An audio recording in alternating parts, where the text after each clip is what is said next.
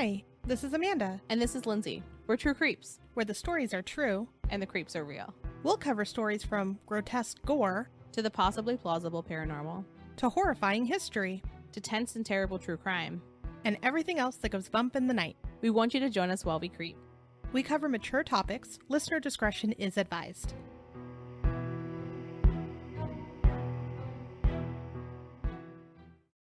Hello, and welcome to today's episode on An Abundance of Skeletons. I knew she'd be so excited if I said it in such the perfect way. We were very pumped about this name.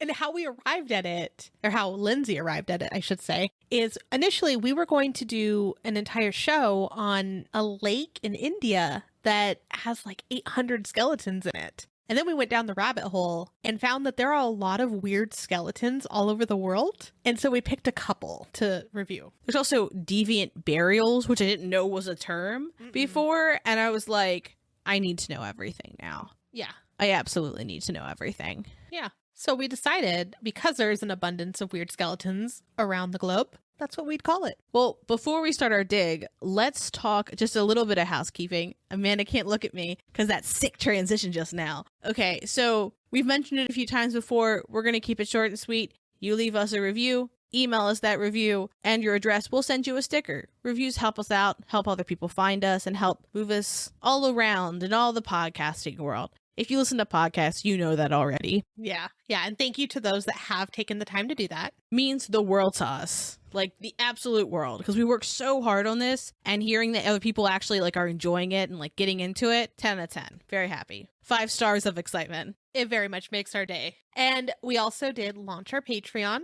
We've discussed it. If you want to hang till the end of the episode, we'll discuss it again. It's a lot of fun. We have a lot of cool things. We have a lot of tiers. We're excited for what we've designed for it. So excited. And we're also excited about the community building portion of it. I don't know about you, Amanda, but I know like I feel like I've talked to a lot of my friends like individually about each episode. They're like, oh my God, like XYZ. So I'm excited to like connect everyone and be like, look, we all want to talk about the thing again.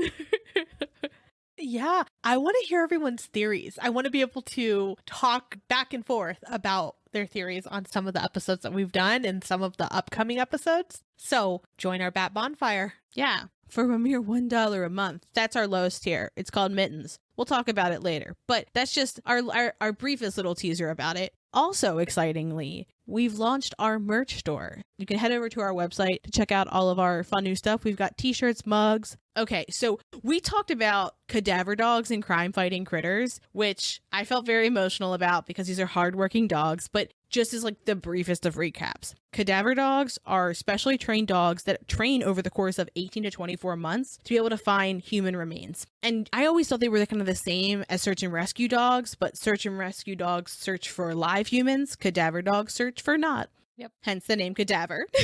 Yeah. Yeah. Or anything left over from a dead body. Yeah. Any partial remains or full remains. But so interestingly, right? Like you think cadaver dogs, dead humans. I guess in my brain, I was always like the recently deceased, right? Past 10 years. But no, cadaver dogs are also used for archeology sites to help find remains, like where they should be digging. And they've alerted to remains that were buried in the 9th century. That's incredible. Insane! Insane! And just the thought of a little doggy archaeologist just makes me so happy. I just imagine them wearing a lot of tan and like a little hat. Yeah, they also have spectacles, round ones, tip of the nose. Yeah, of course, clearly. Khaki leash, it feels right. Absolutely. With a lot of pockets, and just for the pure science of it, they carry a small brush in their mouth. That's paleontologist probably, but you know what I mean? Yeah, but archaeologist dogs. I love that. I just kind of, yeah. I happened upon it when we were researching and I was like, Amanda, did you know?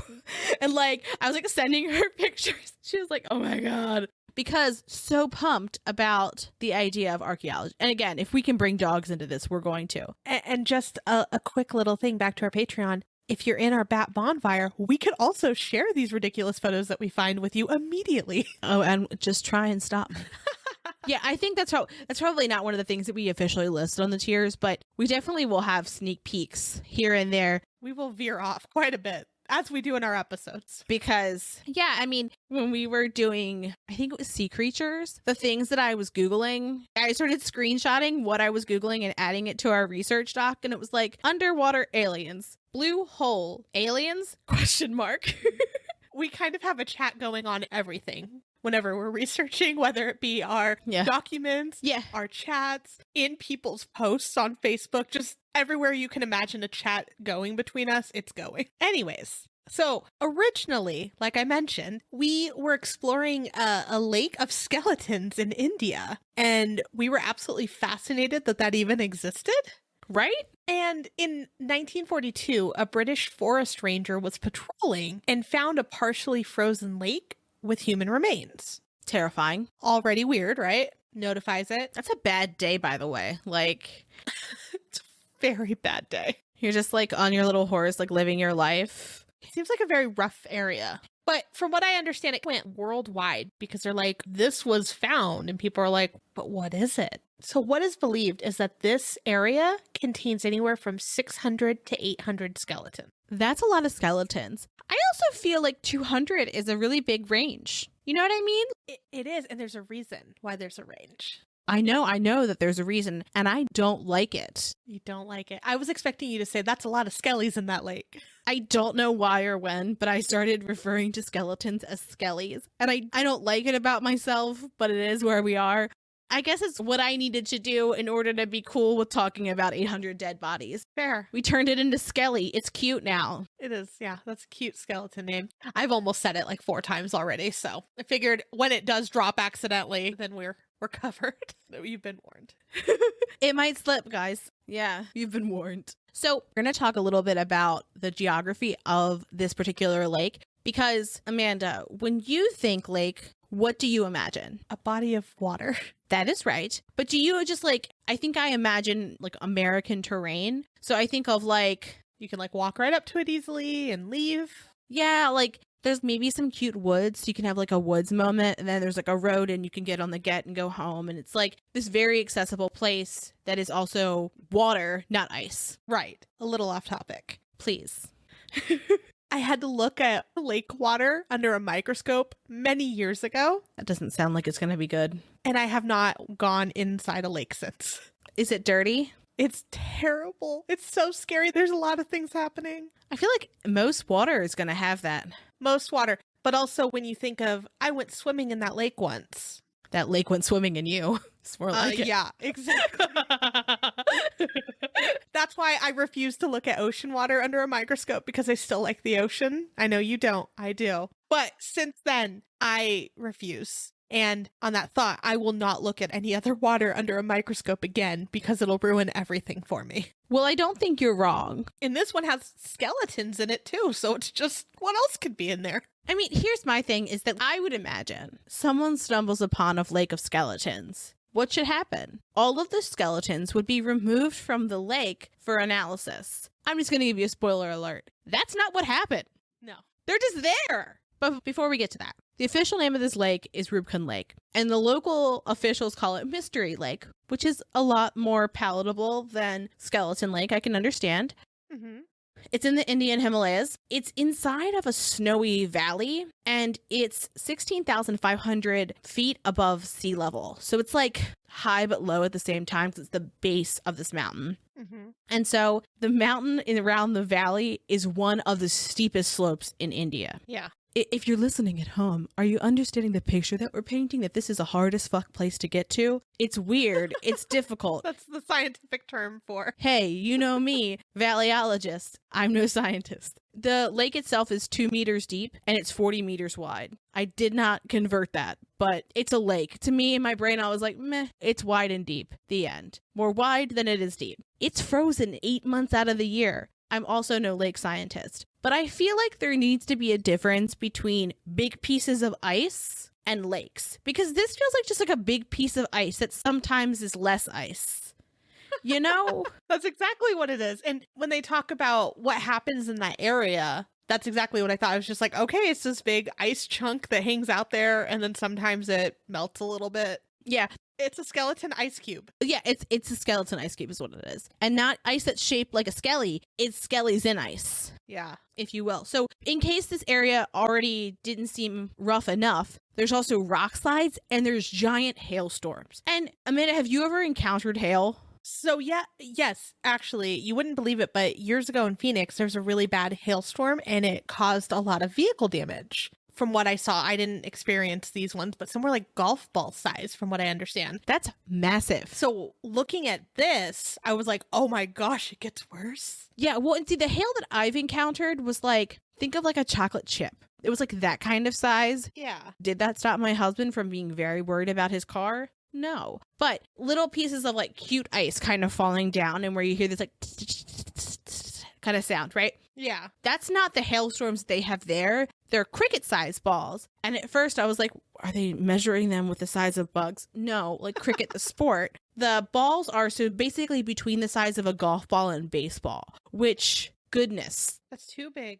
That's a big ball. You know what I'm saying? Like that's terrifying. of ice just raining down. Very intense. But so this area has never been part of a trade route, but it is part of a pilgrimage route. We'll get to more about that later. But so there's no direct roads and it's a 3 to 4 day trek just to get there. So yeah, like she said, from anywhere else near it, it's a 3 to 4 day expedition to get there. So it's like, you can't just drive up to it and check it out, in my mind. That's why it's so hard to analyze everything too, because think about it. You can't just like drive up with trucks and grab everything easily. It's hard to get to. Yeah, there was one article that I read where there was a scientist who was working with collecting bones and remains, and they couldn't go because it was like too treacherous of a journey for them, and that wasn't where they were experienced, and they were like really upset because it was obviously very difficult to get to. Yeah.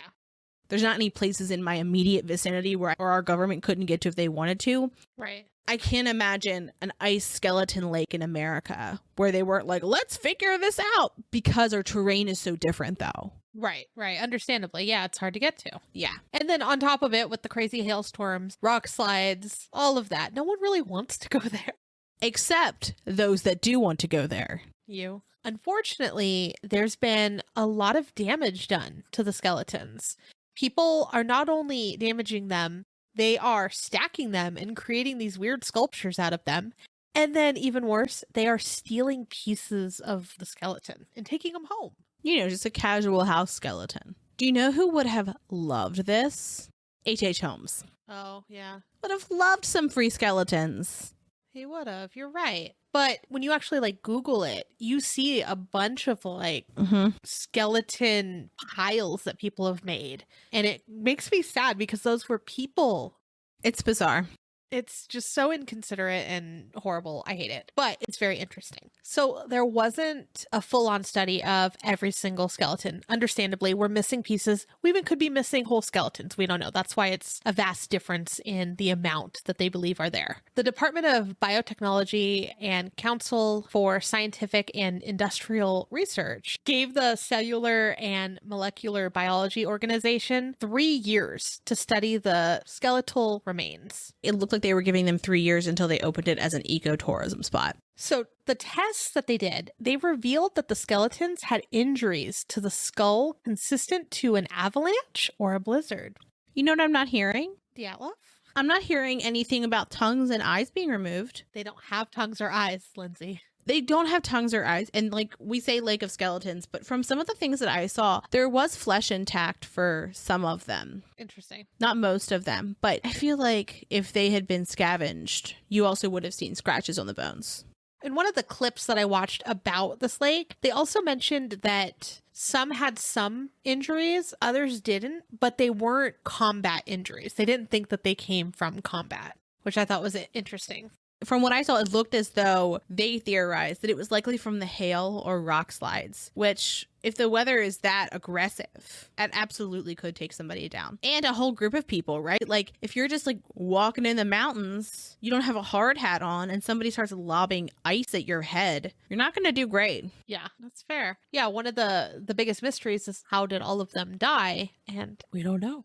So some of them had a more than average stature after looking into them a little bit more. They ranged from about 35 to 40 years old, and there were very few elderly women.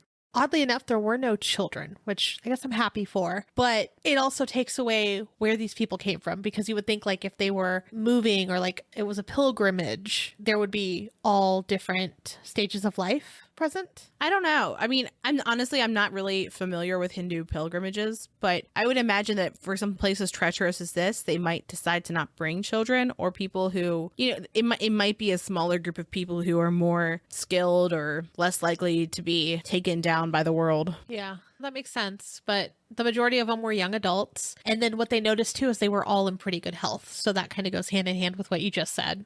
All the skeletons were from the same catastrophic event that would have occurred in the 9th century. They believed this for a while, and then they did other studies and found that some were actually a little bit different. Which was interesting that they were able to, differentiate, because in my mind, I'm like, that was forever ago. But they're like, nope, this was 9th century. These ones were a different era, and they died in different times, yet they're still in the same area. I don't know. That's just odd. Yeah, I think that's one of the weirdest things is that, and we'll get into it in a minute, just the varying degrees within this one area. So we hinted at the fact that the theory changed, but the reason that it did was because there was a 5-year study that had 28 different co-authors from 16 institutions from India, Germany, and the United States. And the lead author was Eugene Harney of Harvard. And so they did 3 different tests. One test was for age, another was for genetic ancestry, and the third was to determine what their diet was, which I thought was very interesting. I think that was a way to kind of like back up where they were living. Yeah, I think it was to differentiate like where they would have come from, because from what I was reading, one of the reasons they look at diet is to decipher if they lived closer to the inland versus closer to the water. Oh, that makes sense. Because if you saw,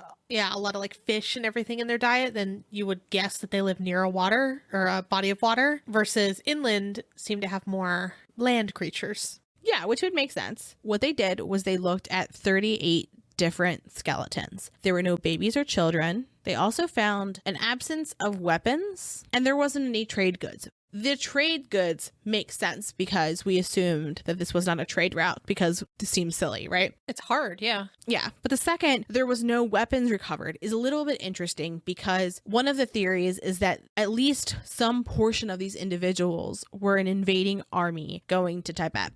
So it's interesting that they wouldn't have any weapons found with them. Right. All of the skeletons were relatively healthy, except there were 3 that had compressed fractures. Which could be avalanche, right? Yeah, and they also theorized that it may have been hail, which again makes sense. We're going to unpack some of the theories later on, but ones that are disproven by this study, we're just going to kind of touch on them as we go. So another theory was that there was some type of pathogen in that area that was infecting the various people who were traveling through. So the way that they tested the bones was that they drilled into the femur bone, pulled out the dust, and then analyzed that dust. And that's a very simplified version of very intense science. You're not a scientist. Guys, I'm not a scientist. I don't know if you know this. I'm not a scientist. But so there wasn't any evidence of a bacterial infection.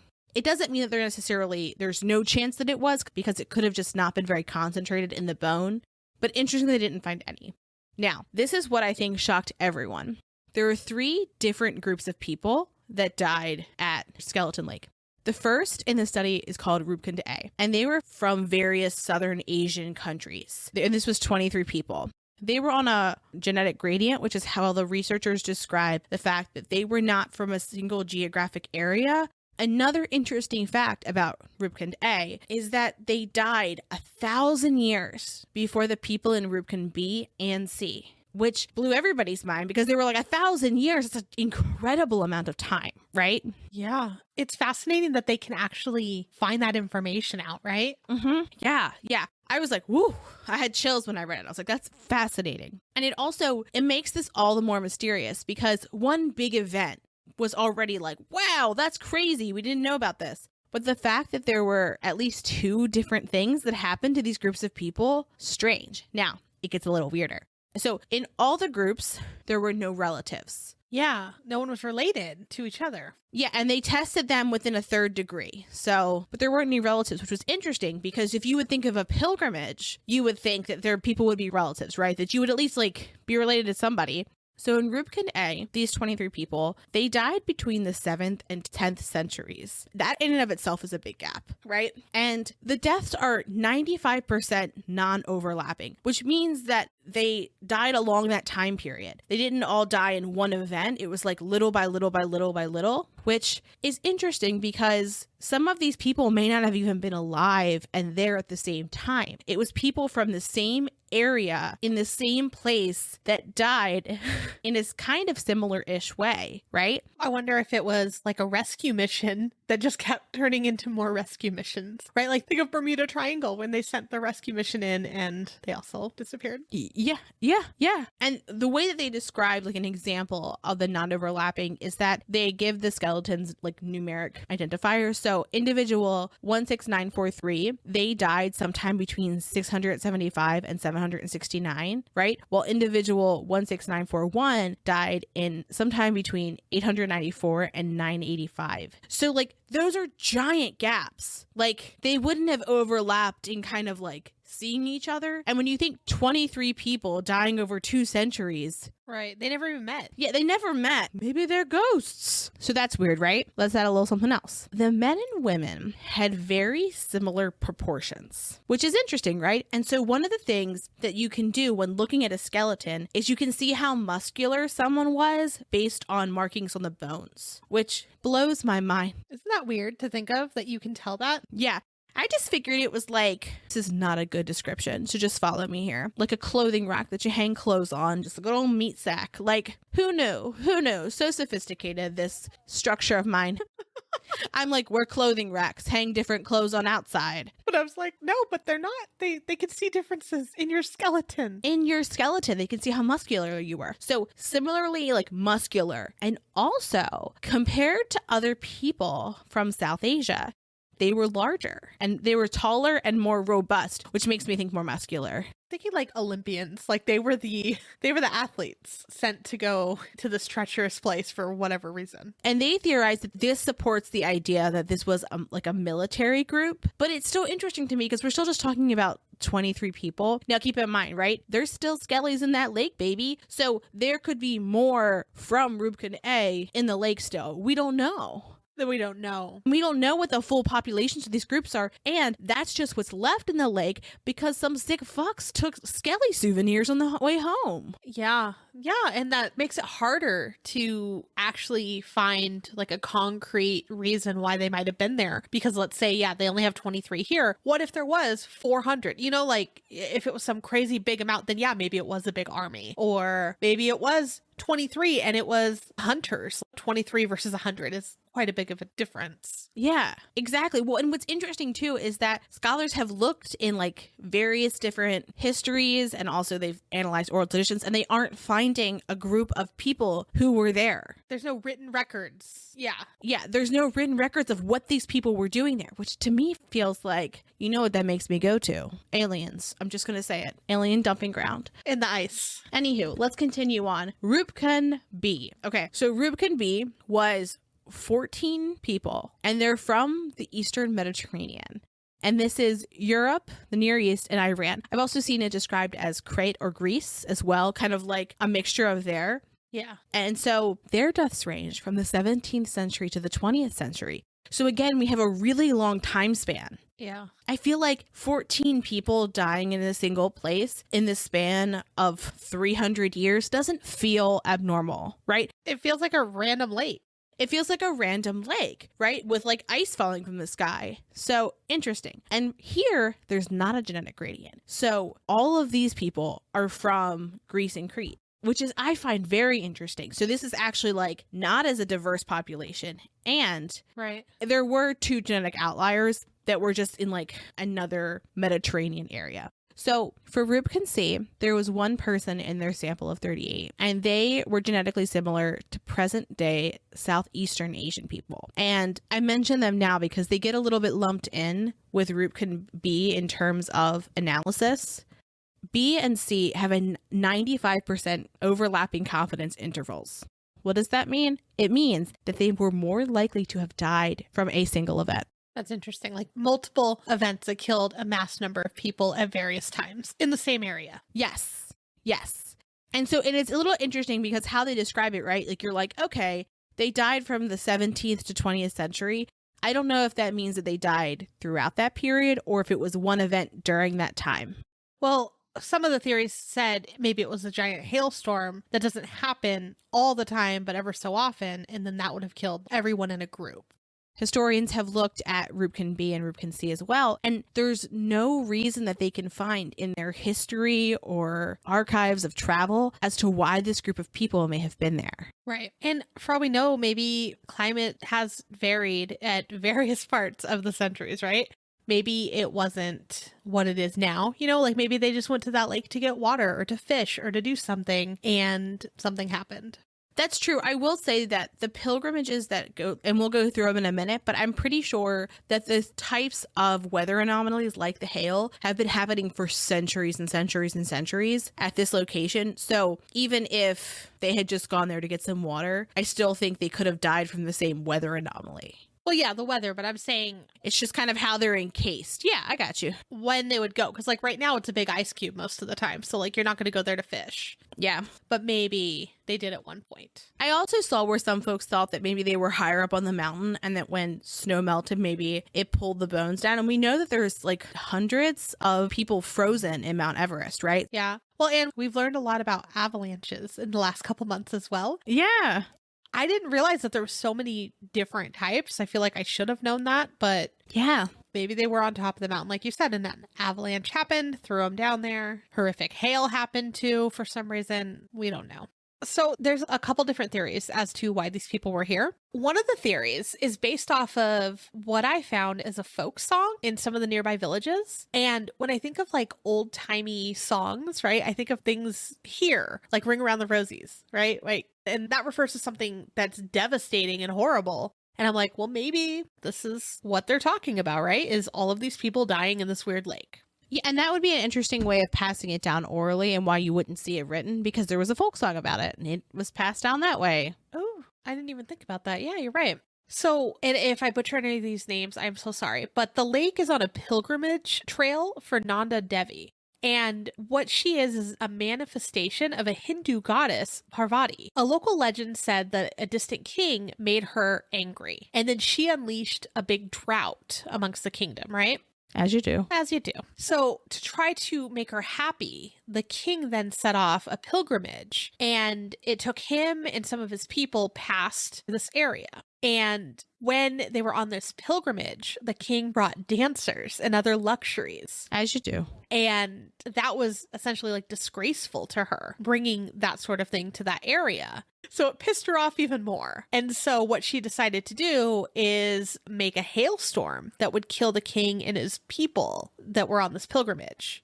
And I've seen it referred to also as iron balls in the sky. I'm sure it felt like that. Exactly, right? Like, think of a big hail hitting someone. Yeah, an iron ball totally makes sense. So, yeah. I mean, if this song was based off of what actually happened, it would describe how some of these bodies were found. Yeah, that makes sense to me. I think so. Maybe it was her. She got real pissed off. Yeah, I think so. And so, from what I understand too, the pilgrimage still occurs every 12 years. I wonder if anybody has been lost recently and like how they, because I would imagine nowadays they would bring their remains back because people would ask questions, right? They'd be like, where's so-and-so? Right, exactly. And then more people will go and more people hopefully don't get killed by hail. Hopefully. So something else that I saw is some people speculate that some of the population of skeletons, of the ones that are from Central Asians, could possibly be descendants from Alexander the Great and his armies. Huh. That's an interesting theory. Right. I don't know why they would go to that. Maybe just the time frame would make sense. Yeah. I saw that there might be more studies coming. I also saw that they're not sure what's going to happen. So I really, truly don't know what's going to go on with this lake, if we'll ever find out what actually happened to all these people, or if it's even still occurring. So there's Catherine Morrison, and she's the chair of the anthropology department of the University of Pennsylvania. And I really agreed with her assessment of this, which was it doesn't so much matter who they were as why they were there. Because That's kind of sad. it is sad. But when we're trying to figure out like what happened there and why there are so many skeletons, sure, it does matter who these people were. But in the same respect, to uncover that mystery, we need to know why they were there more than the who. And while understanding their diet is fascinating, I don't think it's as important as, like, if you had to analyze, 100 skeletons for where they were from, right, versus 38 skeletons, and to be able to tell that they had a more coastal diet. I think it was interesting how they determined what they were going to research. But I mean, I don't know what their constraints were. But I thought it was interesting that there was another scholar who was like, yeah, we need to figure out why they were there, not who they were. Yeah, I can see it. It's just more, I want to know all of it. All of it. I do. I always kind of want to know all the things. So, Okay, so continuing on. Yeah, fair. In our episode of, to a certain extent, that is, what the fuck is going on with the skeleton, is our next one, which is a root skelly. So in the 2000s, a 215-year-old birch tree fell over during a storm in Ireland and revealed that there was a skeleton tangled in its roots. Strange. Yeah. So a local archaeological service checked out the remains, and they found that they had been the remains of a 17 to 20-year-old man that had been stabbed multiple times in his chest, and that he also had cuts on his hands which suggested defensive wounds. He had died 900 to 1,000 years ago. And just as like another interesting note, he was abnormally tall for that period. He was 5'10", which was much taller than people were at that point. And they don't know if he died in combat or if it was like a murder. I think murder. It seems like everyone's murdering these tall people, so I think me and you are good. Fair. We are good. 5'2", baby.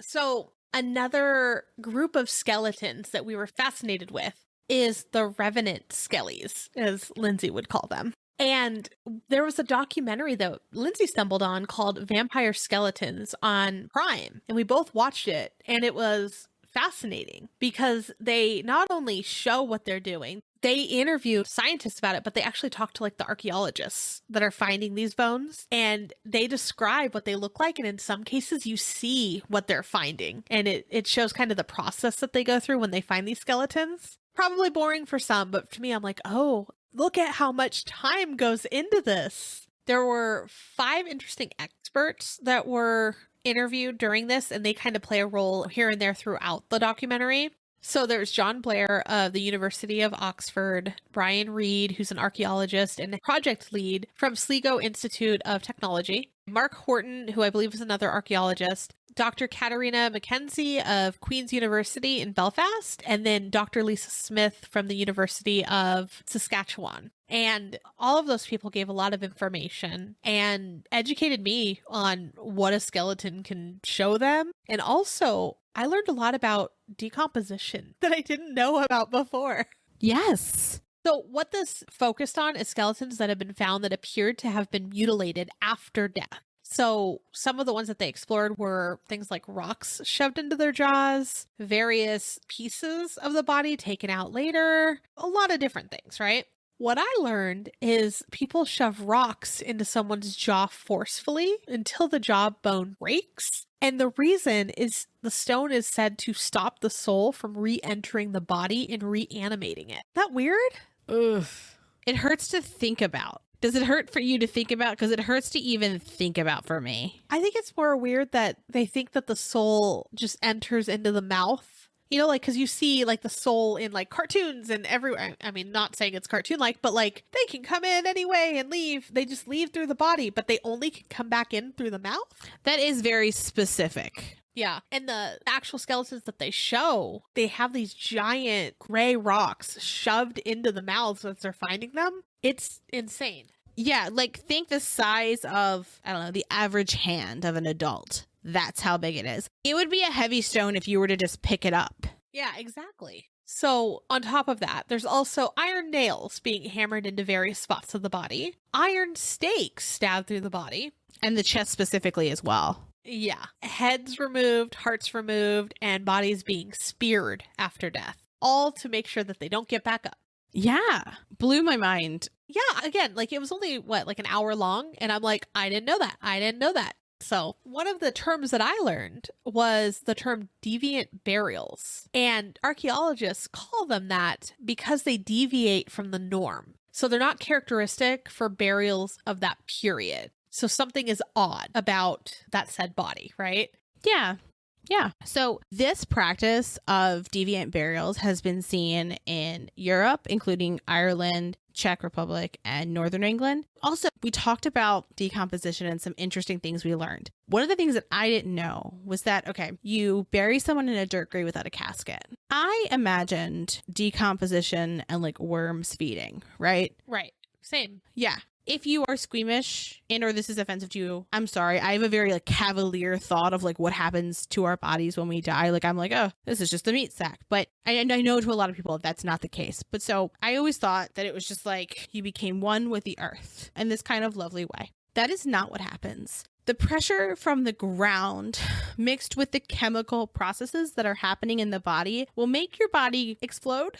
Yeah. And there have been accounts of people who used to walk by graveyards back when there were these kind of dirt burials, and then they would hear like pop, pop, pop, and it was the decomposing bodies exploding underground. And so one of the reasons why we bring this up when we talk about burials is because you lay a person to rest in a certain position, you dig them back up, they're not going to be in the same position if they've begun to decompose. Right. And that's something that I knew, but I didn't know. I always thought that their face might fall a certain way or their arm will slide. But no, they were saying that when that pop happens, it can be an entirely different way that skeleton will be found later. Yeah. And they also very particularly specified that all of that hubbubaloo and moving underground would still not account for those stones being in mouths, because the way that they were in there was so forceful that it was clear that it caused a break in the bones that wouldn't have occurred with this process. So I thought that was fascinating. But so in this particular documentary, there's a few different digs. One of, I thought, the most interesting ones was it was in West Ireland, and there was a skeleton that was severely damaged, and there was a large boulder put on top of the skeleton, and Professor Mark Horton, who's seen many graves, had never seen anything like it. And interestingly, too, the body had been manipulated in a strange way, and it looked almost like it was bound. And there was an iron nail in the shoulder, one through the heart, and one through the ankle. And Professor Horton even said, like, it looked like they were trying to keep it from rising. Very specifically, which I thought was interesting. And also in the same graveyard, it seemed as though there were some graves that had been kind of put on the outskirts and exiled from the others. And in these, they found stones in the mouth, and that they were treated kind of almost as though like they expected them to come back to life. And we're going to use the term vampire, and we'll get to this in a minute, but like we kind of go off on a tiny bit of tangent on vampires. I learned some very interesting things. I don't know about you, Amanda, where I was like, I didn't know that. Like, I didn't know that like when this came into our collective unconsciousness as a thing we became afraid of. Because there was a time, especially in like medieval times, where people really believed that you would come back to life when you died. Yeah. And they called those revenants, though, right? Like it wasn't a zombie, it wasn't a vampire. They were called revenants, which feels scarier, by the way. That's a scarier name. It does. It does. And what we learned too is that there's different societies now that are still practicing not this barbaric, but they still do certain rituals to make sure that their dead rest peacefully and don't have to reanimate. And I thought that was interesting too. That didn't occur to me that was something that is still done today. Sounds very stressful. Well, and also, I would imagine that if that was something that you believed happened, that sounds like a very scary belief. That would make the idea of dying scarier, but also the idea of losing someone scarier. And also, I think another important part to keep in mind with this is that it wasn't thought that you just came back to life, right? Like you came back to life to hurt people. And the idea was that you were going to come back and you were going to like wreak havoc. Yeah. And so there were people who would even put in their wills and stuff like that, like, this is how I would like you to dispose of my body, because they were afraid that they would be reanimated and they didn't want to be. Yeah, some people wanted like chains around their coffin. Some people wanted to be weighted down with big boulders. Yes. And part of this comes from not understanding how the body decomposes, which again, like I didn't know how the body decomposes. I'm going to talk about a story in a moment, but I was like, oh, I didn't know how that worked. Yeah. I would have thought the same thing. So when we were talking about various places still believing that dead loved ones can be reanimated, there were certain villages that thought that sometimes they would see their loved ones coming back. And there's all kinds of things. Some societies see ghosts. Some people believe that they see what the equivalent of a zombie would be, right? Some people see them as having blood and believe them to be a vampire. There's just so many different reasons why one would come back to life, I guess. So in a village in Stafford Hill, villagers dug up 2 peasants. And what they found was their bodies were still there, but the cloth that they put over their faces were stained with blood. So they all went crazy. They were all like, uh-oh, they are feasting on blood. Yeah, I thought that was very interesting. Also, I didn't know why there was blood on their mouth either. And I was like, oh, I guess that's what I mean, logically, I didn't think that's what it was. But like, doesn't that actually mean something else? Like, isn't that actually something else? It does. So it's a part of decomposition that happens once they've been sitting. After a certain point in time, the body's releasing so much that some stomach acids and things like that start to come up. A lot of the time, it'll look like blood. And what they thought as, oh my gosh, this person came back to life and has been feasting on our village, was really they've been sitting there decomposing, and you just don't frequently dig up bodies and take a look at what they're doing. And then on top of it, they were talking about how there's a cloth on their face. And so the cloth probably made it look a lot worse than it was. Yeah, and it was probably the white shroud that people were buried in, which is why we have our modern ghost trope, right, of a ghost in a sheet because of the white shroud. We talked about that back in the day in our ghost episode. I always got to do a callback. Love a callback. Yep, exactly. So one of the examples of when people started to get scared and they'd be like, well, I don't want to become a vampire. And again, we're saying vampire. They just thought someone that was reanimated, but I don't want to do that. So when I die, I want this. I want to be wrapped up in chains. I want to be burned. I want to be this, because they really did not want to be reanimated and kill their loved ones. Yeah. And the idea of being a revenant was like, it seemed like it was a pervasive belief during this time. And so what's interesting is there's the kind of question of how did the idea of a revenant turn into a vampire, right? Because all of these tropes kind of from the deviant burials to like what they think is going to happen if you do become a revenant, it sounds like we tell vampires today. Exactly. Yeah. And so in Serbia, in January of 1732, the Supreme Command sent a regiment officer, Johannes Fluckinger, to a small village. That is my new favorite last name. We've gone through wonderful last names on this show, but I think Fluckinger is just... it's my new favorite. I mean, it sounds offensive, but not all at the same time. You'd be like, "Fluck you." And like, what does that even mean? It's my favorite. But it also, I love it. Yeah, I like saying it. It rolls off the tongue very well, too. We're going to leave a moment right now for you to say the word Fluckinger. Wasn't it fun to say? It was so fun. Lindsay and I argued over who got to talk about Fluckinger because we wanted to be the one to say it over and over again. And by it, you mean Fluckinger. Fluckinger. So, okay, Fluckinger. So he was sent to a small village in Serbia, and he didn't really want to go. There was a very particular reason why he was sent there, and we'll get there in a moment. But he really anticipated that he would get to this small village and completely disprove their theories. He didn't really seem to have a lot of respect from what I had read, that he was really expecting to disprove everything that they saw. So the day that he had arrived, the villagers had exhumed 40 people who had recently been buried, and then identified 13 of them as vampires. Of course. When he got there, he saw that there had been a baby that had been half eaten by wild animals because it hadn't been buried properly. So that's another thing to keep in mind here, is that they're also not burying these bodies deep in the ground. Yeah. They're obviously having shallow burials. And it's a 3-month period for these deaths, which is one of the strange parts. And it starts in September, which means it's relatively cool and the ground's cool. So a definite part to keep in mind as you hear this. So that baby's mother, Stana, had died in childbirth 2 months prior to Fluckinger's arrival. So he's doing her autopsy. And it's actually really not so much of an autopsy as examining her exhumed corpse, because it doesn't seem like he's like looking for cause of death, right? He's like poking around and seeing what to do. And so he describes her as quite complete and undecayed, and that her organs still appeared to be fresh and her blood had not coagulated.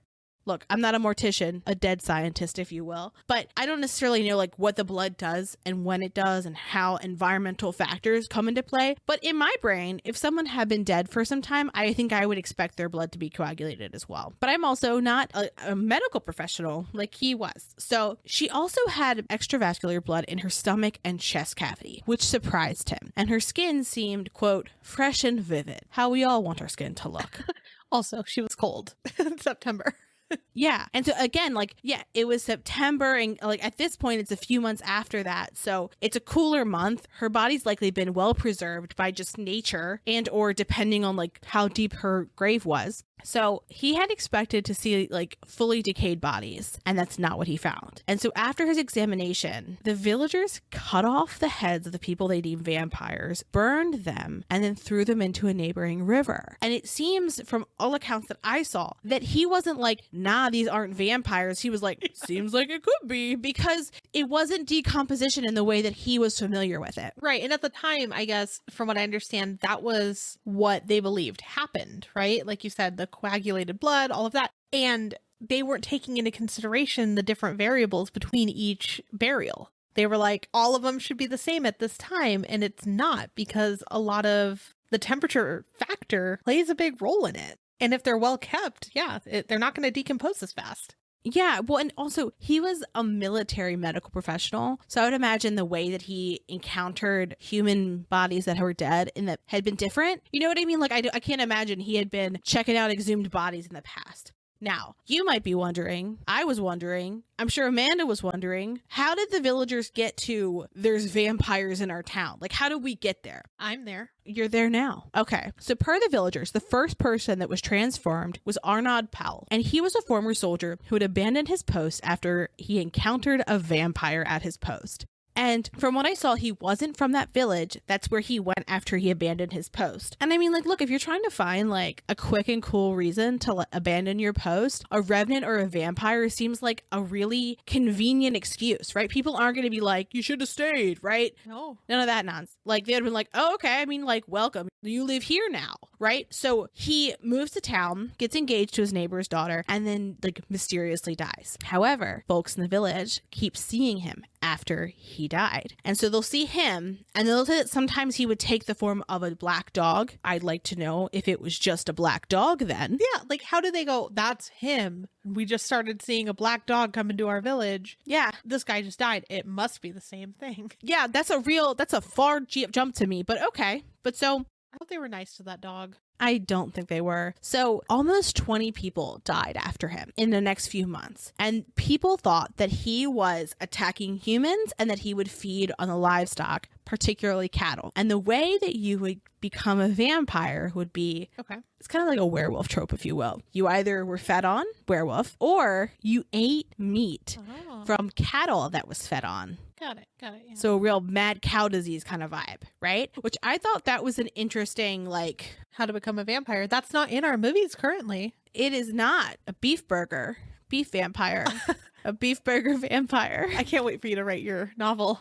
But also what this makes me think of too is the show What We Do in the Shadows, because they don't just have the typical vampire. They also have a different kind of vampire. And funny enough, one of the archaeologists that was talking about the Ireland ones, in my head, I was laughing as he was talking at certain points because I couldn't get Colin Robinson out of my head. He looks like him. You're right. He does. And he speaks like him. When he's in the car at one point, he's like, he talks about how he likes to be right. And he's hoping like that he's right on the age of the bones. And I was like, that's an energy vampire right there.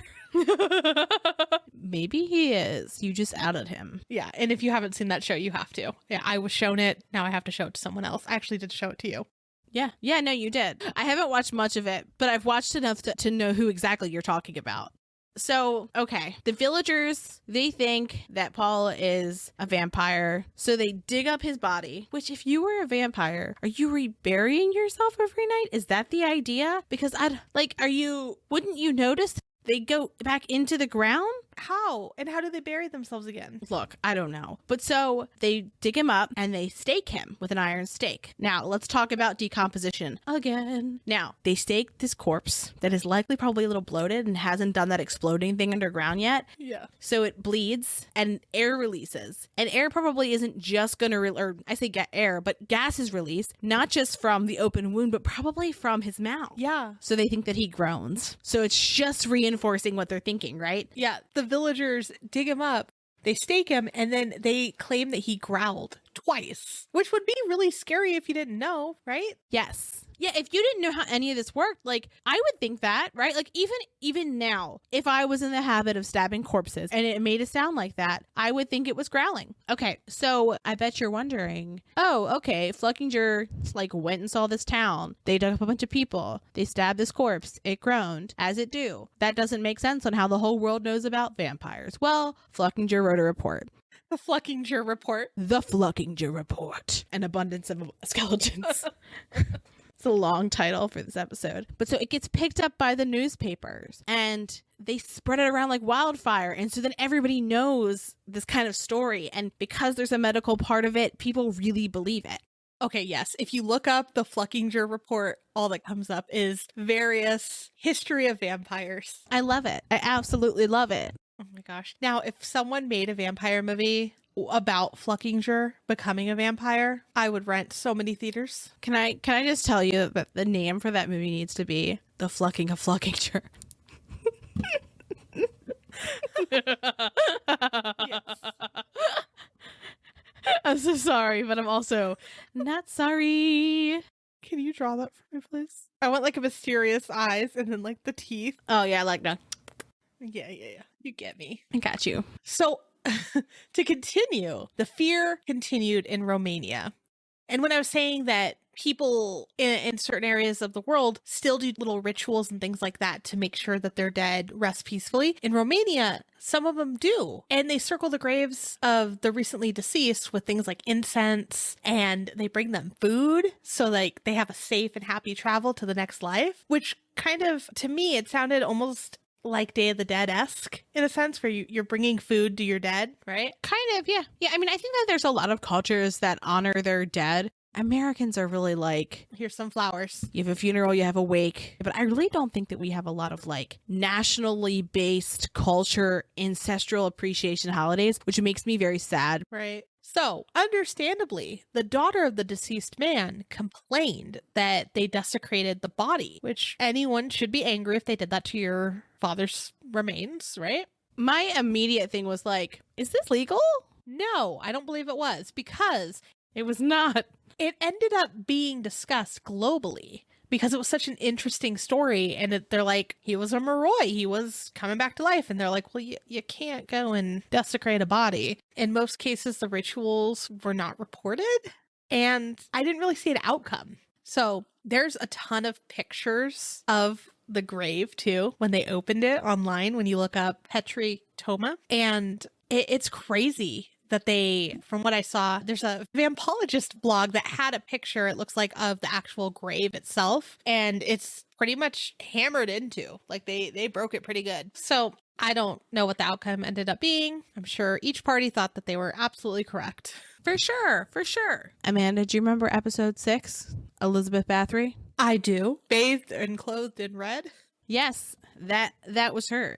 So when you talk about Elizabeth Bathery, also known as Elizabeth Bathery, she's often discussed as a vampire, right? Like, I saw it over and over and over and over, like vampire of history, over and over and over and over. Now, the existence of vampires didn't rise to popular culture until after the 1730s, right after Fluckinger's report. However, Bathery died more than a century before that.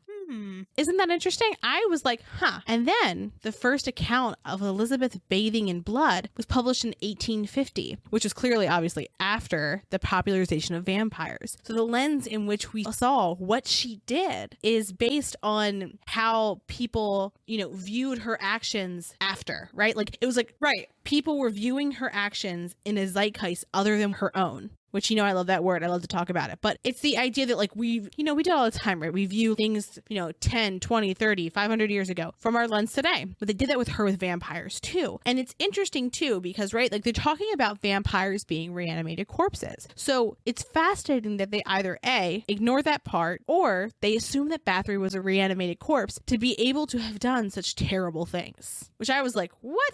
And this isn't like anything we saw anywhere. This is us like piecing together information we learned and comparing it to what we already knew about Bathery when she died, and then also the rise of vampires and popular culture. And also, we talked about at the end of the episode that we never knew where Bathery was buried and that they didn't tell the locals. And I wonder if the reason that they did that, right? We thought they would just like fuck with her corpse because they were like, screw you, you killed a bunch of women, right? Right. Or that they didn't want her buried in their area. Yeah. It didn't even occur to me that there would be deviant burials because they thought that she could be reanimated. But I don't think that that's altogether crazy to think that that may have been something that they thought would have happened. So when they say that they don't know where she's buried, it may be either A, to prevent a deviant burial, or two, because there was a deviant burial. Right. Like they could have like taken her apart, which that blows my mind.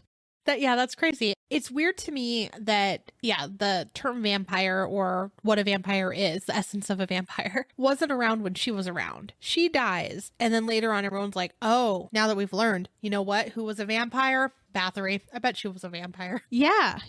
And we know, and the thing is though, like for like the story that is commonly held that she died after being walled up, right? That's not a vampire. Right? She would have been a body that was buried, or not even a revenant, whichever term you want to use. But I just thought that was very interesting to think about how he painted her in a certain light. And, history does that. A little vampire skelly knowledge for you. If you have any weird skeleton facts, or you've heard of skeletons in strange places, we'd love to hear that story. Hit us up on social media or email us your story. We'd love to see it. Or better yet, join our Bat Bonfire and we can discuss it. We'll see you next week. Yeah, and speaking of, we're going to do a quick run through about Patreon real quick. If you don't want to hear about it, that's cool. We'll see you next week. If you do want to hear about it, we'll be about a minute or two. We're also super excited because we launched our Patreon and we have 4 different tiers. The secret's finally out. Woo! The tiers are a lot of fun and they start at only $1. So if you want to support the show, head on over to our Patreon link. It'll be on our website. And our first tier is only $1 and it's called the Mittens tier. So if you've listened to all of our episodes, you'll probably be familiar with what we named our tiers. And Mittens includes access to the Bat Bonfire, which is our Patreon only Facebook group. We're super excited about that. Yes. We've been looking forward to doing this for a little while now. Yeah, and we can actually, connect with you guys. We can talk about the episodes. We can talk about cases that you're interested in, all kinds of stuff. Yeah. Our second tier is my personal favorite because it was the name that I gave it, the Dump Ghost. So what it includes is access to the Bat Bonfire, and then you also get a sticker when you join. So we tend to send everything out at the end of the month that you join. And it's a special sticker that you only get if you're a Dump Ghost or in a higher tier. And then another cool thing is you also get a sticker every year on your Patreon anniversary. Yeah, and it's not going to be like, oh, you get a True Creep sticker every year. It'll be a sticker that's kind of like show related. And this one we designed with show in mind. It's our design. So I think that's really fun that you can only get these in one place. I love it. Our next tier is Fire Yeti, $8 a month, and you get access to the Bat Bonfire, that sick sticker, that sick anniversary sticker, and you'll get a custom annual fall card so long as you join by September 15th, so we can get them out in time to you. Yeah. But it's going to be based on like the full year's worth of episodes, and we're super pumped about that. So we already have ideas. So many ideas, and the idea is like, we kind of look a little piece of True Creeps art that you could hold and treasure forever. And last but not least is my favorite tier, the Vortex Bouncer. And for $25 a month, you get everything we said before: Bat Bonfire access sticker, anniversary sticker, that sick card, and you get a t-shirt when you join, and as well as a t-shirt every year on your Patreon anniversary month. So obviously different t-shirts, but the t-shirt design that we have is just chef's kiss. Chef's kiss. Very excited. The only way to get this t-shirt design is to get it as a Patreon perk, if you will. Oh, and for current patrons, we'll post what everything looks like, so you'll get to see it first. Yeah, so if you want to support the show, again, our link will be on all of our social media. It'll be on our website, truecreeps.com. We'd love to have you in our bat bonfire, and we can't wait to chat with everyone. Thanks for creeping with us. Thanks for listening. For more information on our sources, please visit our website, truecreeps.com. If you'd like to follow us on social media, you can follow us on Instagram at TrueCreepsPod, on Facebook at facebook.com/TrueCreepsPod, and on Twitter at TrueCreeps. We'd love for you to keep creeping with us. So if you like this episode, please subscribe, rate, review, and share the show with your fellow creeps.